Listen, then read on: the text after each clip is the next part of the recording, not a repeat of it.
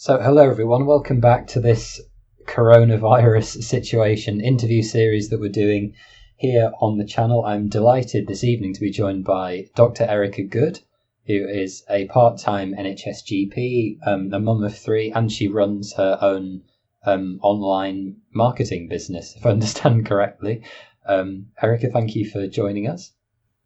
Oh, thank you for having me. Perfect. So would you mind just telling us a little bit, kind of quick summary of who you are? What do you do?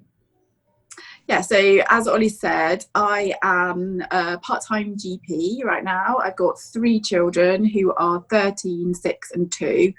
And I also run my own online business with a company called Arbon. So quite varied, quite busy. And yeah, but it's good to have variation, I think, definitely. And it's a good balance for me. Let's just kind of go to the beginning of kind of medical school and your medical education. So did you go to medical school immediately? Yeah, I did. So I probably, I followed a really traditional path into medicine. I wanted to be a doctor from the age of about 4. It's all I ever dreamed of. Worked really hard, like everybody does, to get there. I got my A-levels, went straight to uni, didn't have a year out because I was really focused, just wanted to be a doctor, nothing else. It's like tunnel vision. Went to uni at Bristol, fantastic place, best time ever there. It was a long time ago though. I graduated from Bristol in 2002, so that shows how old I am. It's scary.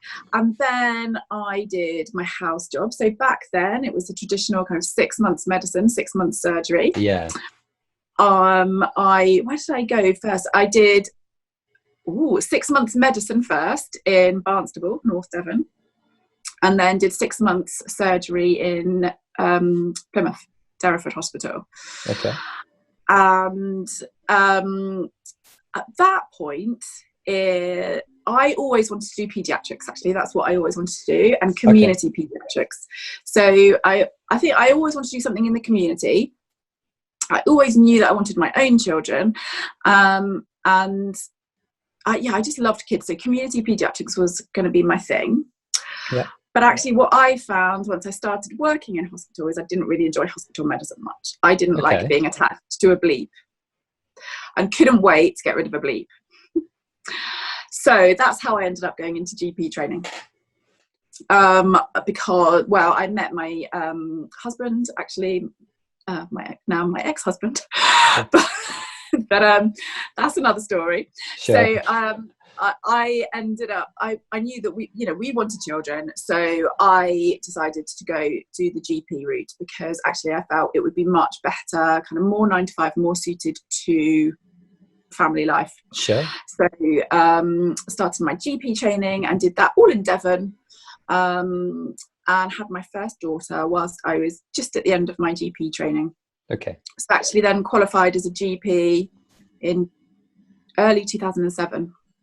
Okay, gotcha. So I've been a GP now for 13 years. Wow.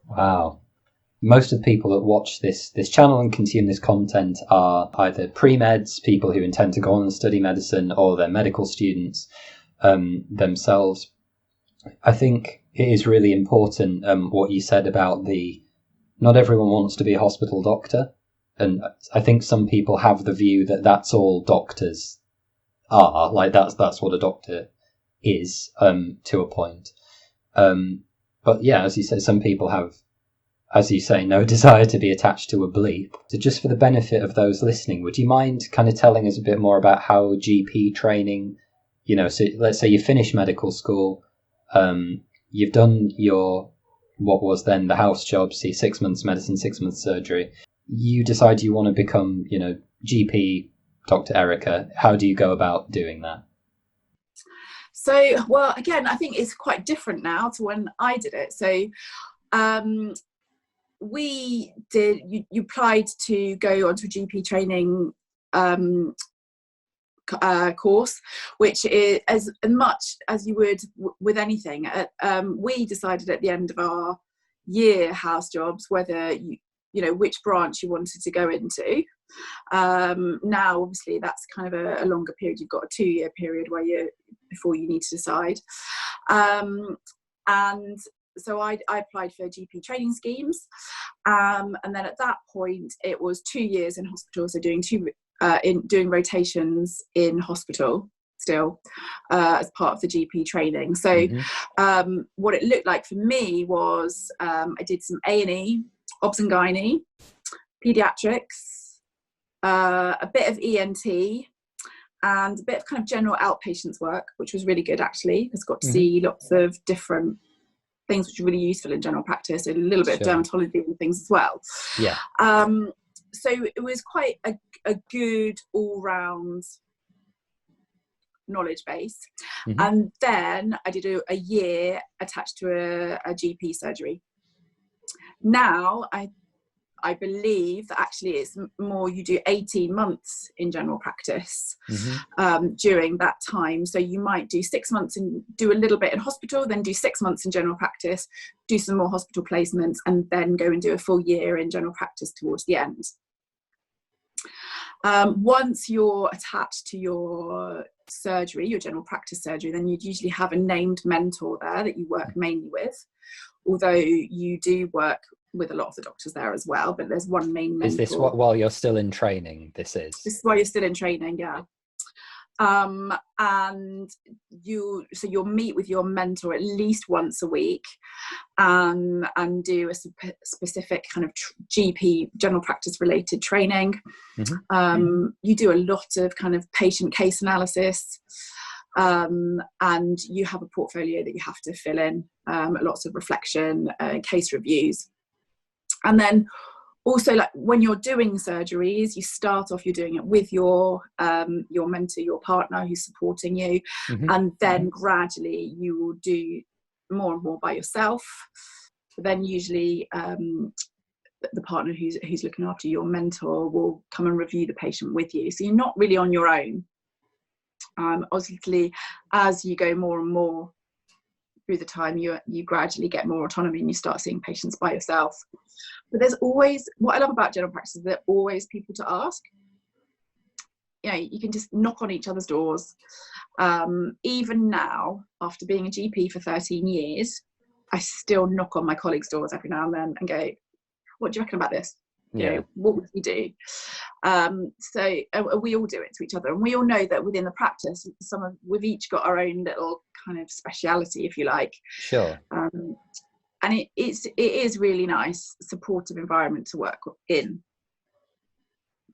Great. So just on the nod before we move on of special interest. So GP and GP with special interest. I don't know what it's called now. I think it maybe has a different name. But firstly, do you have a particular kind of special interest of your own?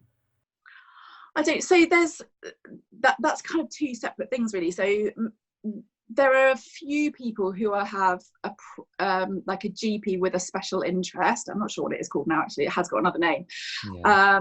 And those GPs maybe have done an extra diploma in something, say dermatology or child health, and then actually go into a hospital and usually do an outpatient clinic with hospital consultants and see patients through there. So there's that cohort. I haven't done that. Okay.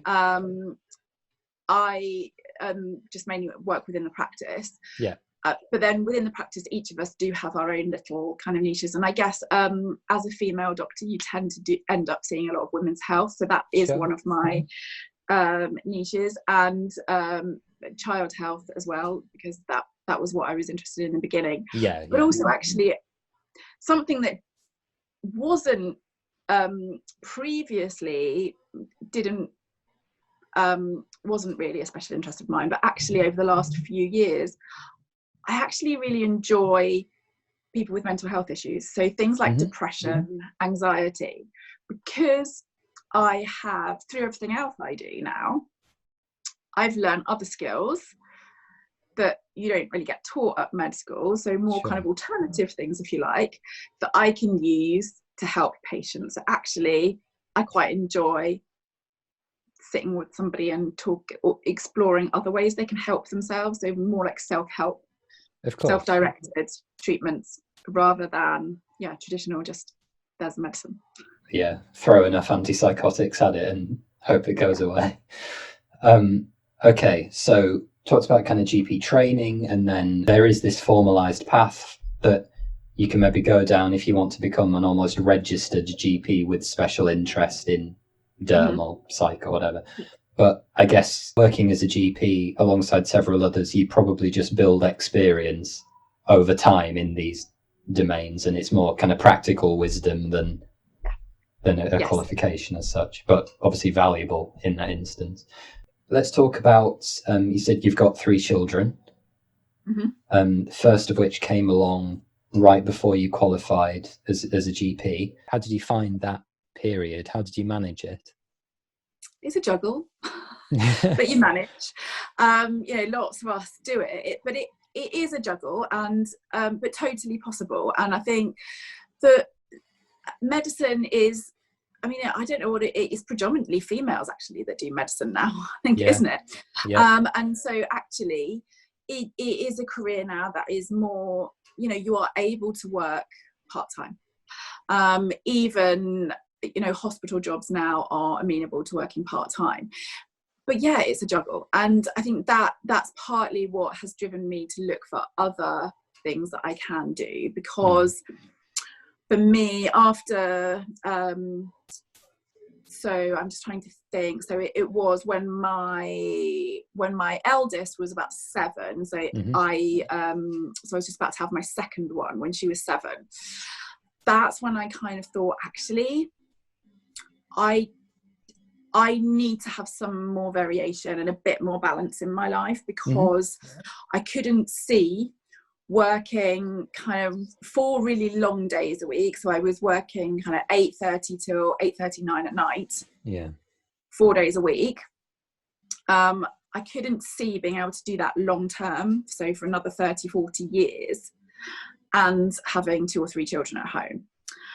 Because I just felt as a mum, I was missing out on a lot.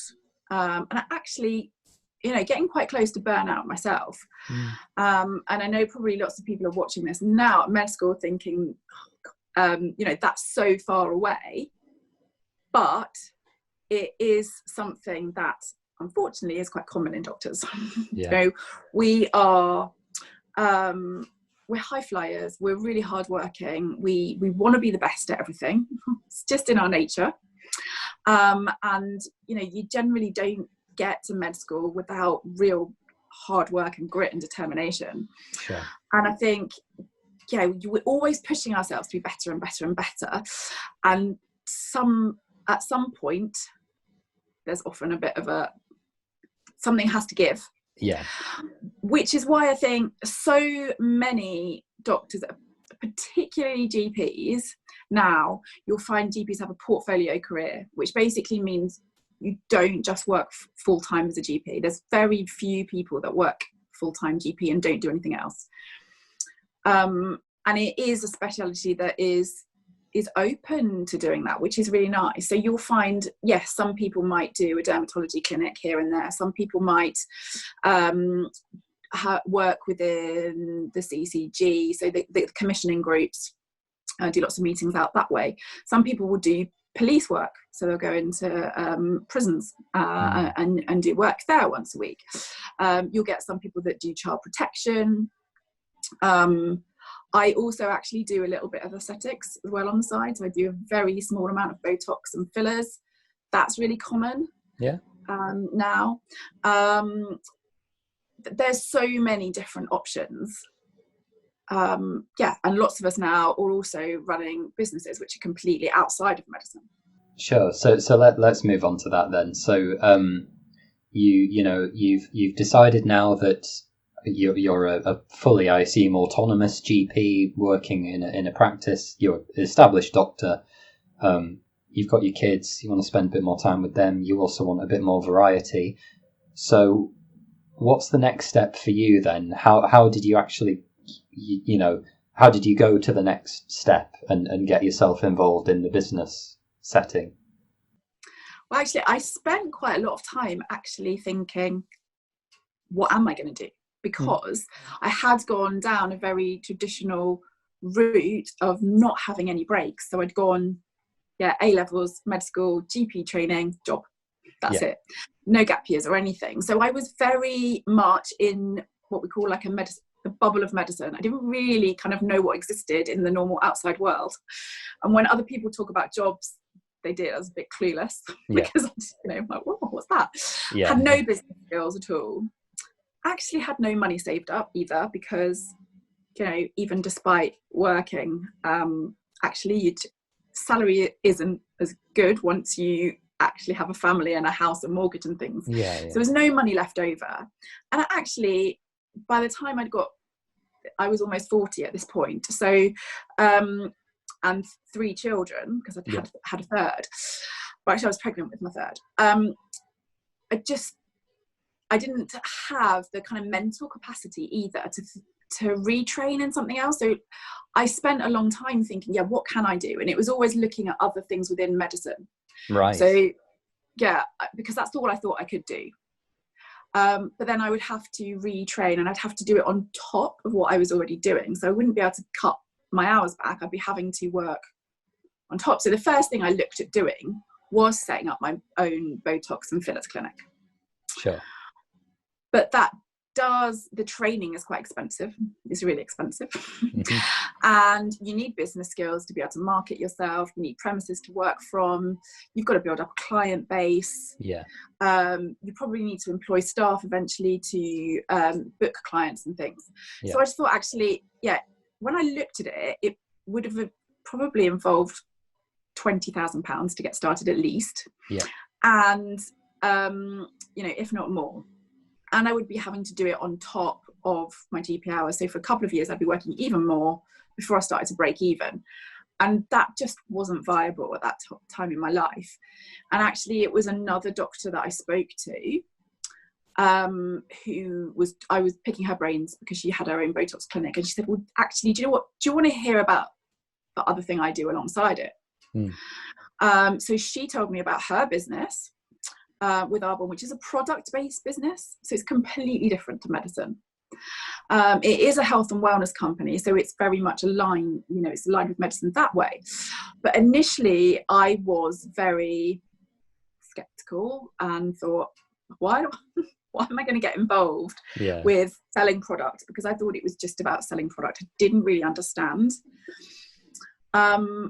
Is it, so for my reference, or is it like cosmetics or health and wellness, or what is it?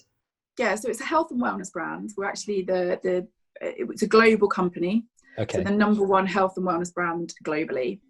So there's 500 products. So it's nutrition, skincare, makeup, all your personal care products. Okay, so cool. Baby stuff, shampoos, deodorants, everything. And it's all botanically based and really high quality products. So the products were good. But the first look, I just saw products and thought, I want to do that. I'm a doctor. My ego kind of. But then actually, I took a step back and thought, well, hang on a minute. There's other doctors doing this. There's a lot of professional people doing this, and there's got to be something in it. So I actually looked at the business model, and once I understood how the business side worked and the fact that I didn't need business skills, something I could learn as I go along, a bit like we do when we start medicine, we learn as we go along. Sure. I didn't need to have loads of investment. It wasn't going to cost me like £20,000. And I could literally build it in pockets of time. Yeah. Then I was just thought, well, actually, this is possibly the perfect solution and the answer to everything I've been looking for. Sure. So I did. So I started my business 2.5 years ago with the aim to like half my GP hours, which I was able to do within 11 months of starting. Wow. So now I only work 2 days as a GP, and I work 9 till 5:30. I have a lot less responsibility because I've chosen to take a big step back and focus more on being a mum. And then I get to run my online business, which is creating a really good income. It will eventually take over completely my GP income. And it allows me to help people in other ways. And I've learned lots of skills from it. So like I said at the beginning, like it's actually taught me business skills. It's taught me Yeah. leadership skills.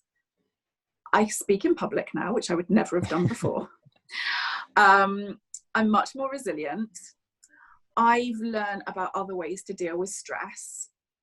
You know, like weird things that I would never have done before, like meditation and practicing gratitude, things like that. And actually, just generally, it's really useful for sharing with patients. So yeah, it's different, but I love it. It works perfectly.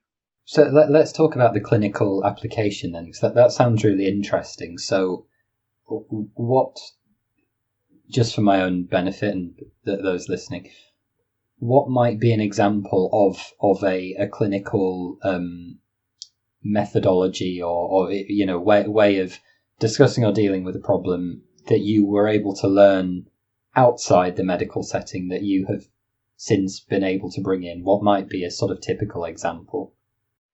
Yeah, so I mean, obviously I can't, because with my online business, I can't promote that within the NHS. So that's not ethical, because I would be making money from that. So I can't. Sure, yeah, I get that. That's completely separate, but it's the skills I've learned. So like I said, it's by doing this, it's introduced me to a very positive community.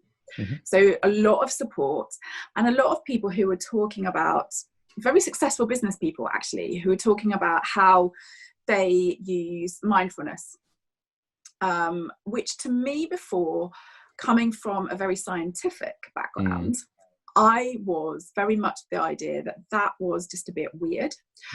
A bit hocus pocus. Bit hocus pocus, yeah, woo woo I call it.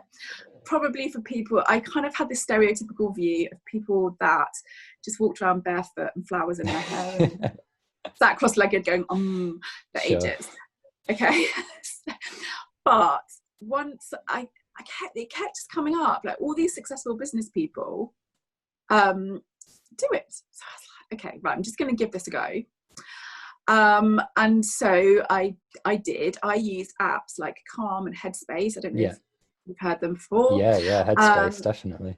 Yeah, so to teach myself how to turn my brain off, and to meditate. Now I do meditate most days now, just for 10 minutes. Yep. What it's really useful for is those days when you're feeling stressed and frantic, you can switch off. But those things that I've learned, and practicing gratitude as well, gets you in a really good space. But I'll use that in consultations with patients now. So previously, say if somebody, particularly right now, okay, coronavirus. Sure. We're in a situation now that we've never been in. We're all isolating, and we're in a global pandemic. Nobody could ever have imagined this. Because it's so alien to us, our brain has got no kind of built-in memory of how to act in this situation. Sure. So even the most calm people are becoming, have got heightened stress levels. And there'll be some days where people who, normally really, really chilled, are completely overwhelmed. People that are already anxious and general kind of low level stress or worried individuals, their anxiety levels are completely supercharged. So actually having lots of conversations with people right now about how can they deal with that stress, what's the best way they can manage that, and it is I'm talking to people about using breathing techniques. I've used Headspace before. It's a really good app. Why don't you try it? And if you like it, then you can then go on to these guided meditations. I can recommend books that I've read. I will talk to people about how to start practicing gratitude. So starting their day with writing, 3 points that they're really grateful for. Breathing techniques and things. So it's using those skills in a way to help patients that, I would not have known before. So previously I might have just said, okay, well, we can start you on some tablets to help that.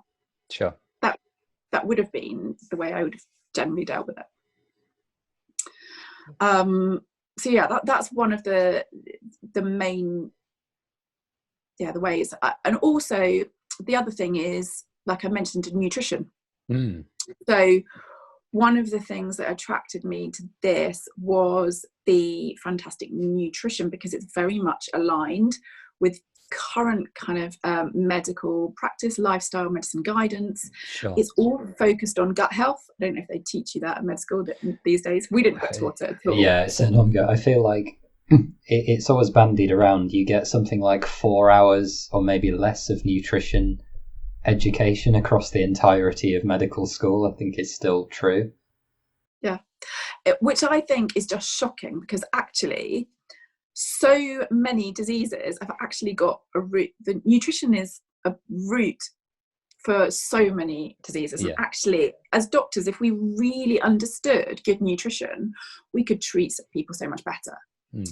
So yeah, that's something that I've really looked into more and got quite into gut health and how it links to disease. So I'm able to use that in consultations as well. Excellent. That's really good and really important. So on the note of books, then it's something I'm really keen to start asking more clinicians about, the books that they read.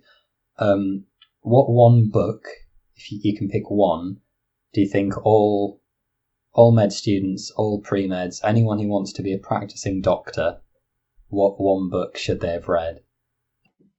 No, that's really hard.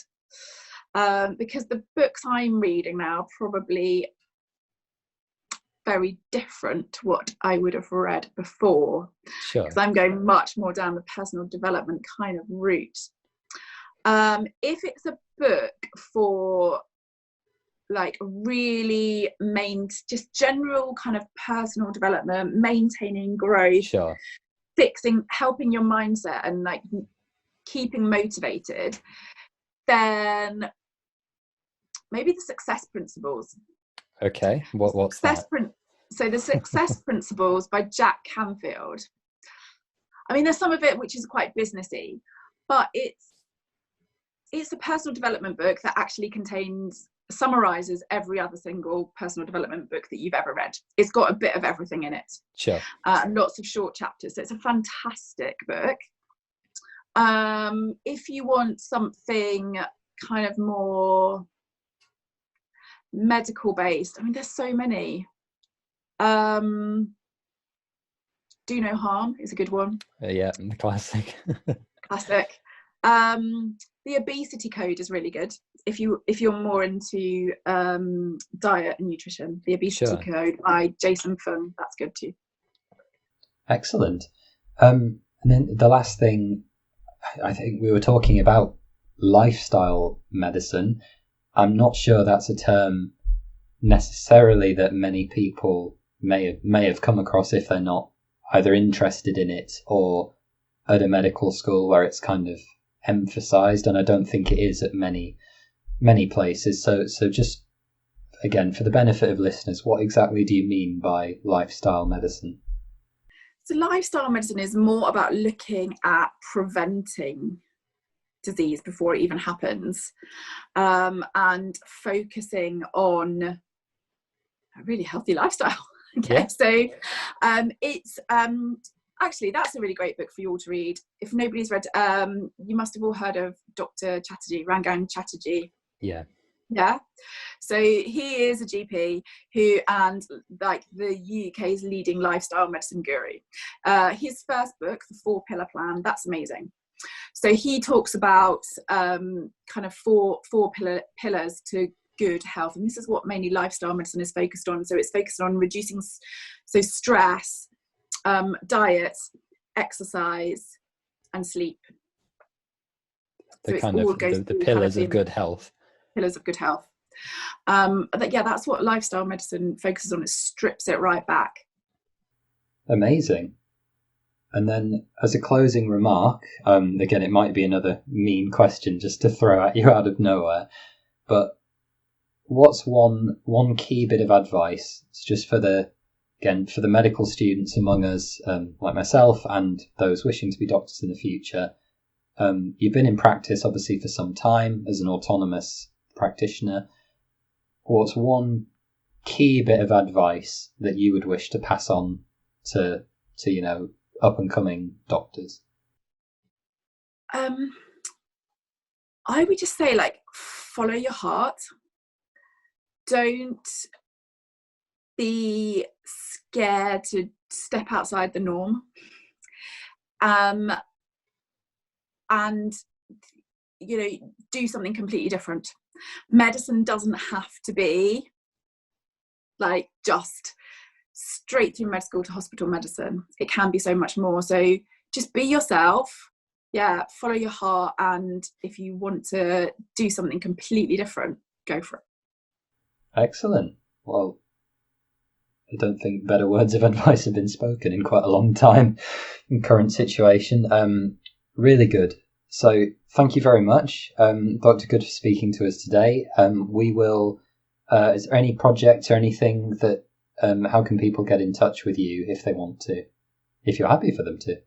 Of course, always happy for people to get in touch. So I'm on Instagram as Dr. Ericka Good, or you can get in touch with me via Facebook as well. Ericka Good on there. I'm happy for anyone to reach out.